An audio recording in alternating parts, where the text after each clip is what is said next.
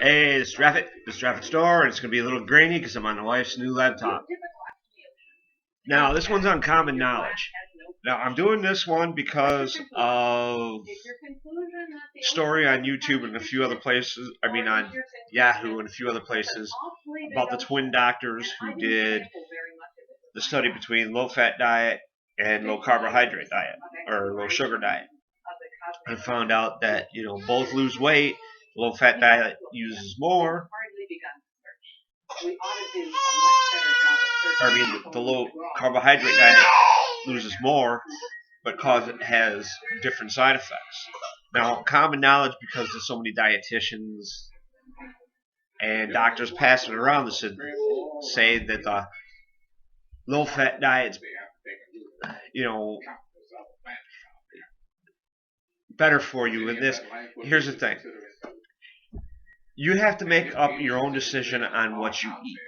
Okay, nobody can tell you how to eat.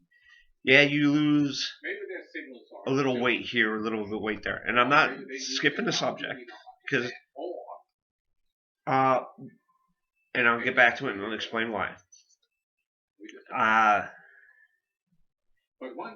But you have to pay attention to how your body reacts to things. Okay, not what common knowledge, what doctor or passes off information.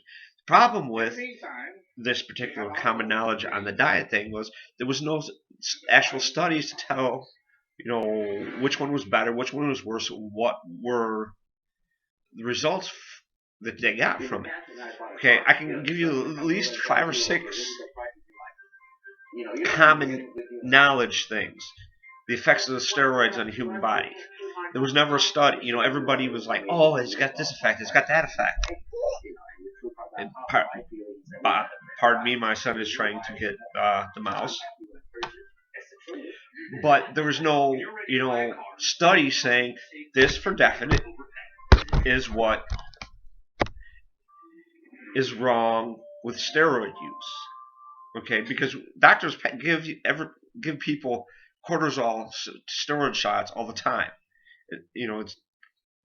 It's always been, well, steroids are bad for you. Steroids are bad for you. Anabolic steroids are actually, in moderate doses, are safer than cortisol shots. But doctors still keep giving cortisol shots. Again, say common knowledge. What I mean by common knowledge is knowledge that gets passed around as truth, that has no scientific proof that it is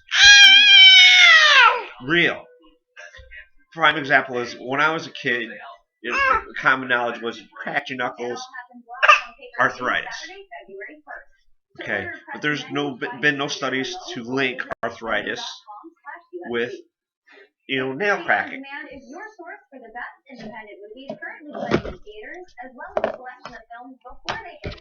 Okay.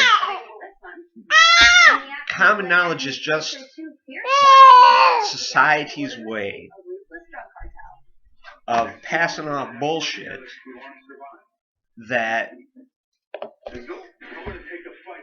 everybody, and I mean when I mean everybody, and I include myself in this, that everybody, no matter the intelligence level or the job, takes as legitimate truths. Okay, and they keep getting passed on and passed on and passed on. Like common knowledge when I was a kid, you use 10% of your brain. Well, the truth is, you use more than 10% of your brain at any one time. It's just everything is working in ways that you, as a human being, don't take into consideration. You breathe, you do all this stuff with everything running on more or less autopilot while you're talking, doing your physical activities, and body functions are continuously going on whether you sleep or not. So saying that you only use 10% of your brain, which was common knowledge, is bullshit. But,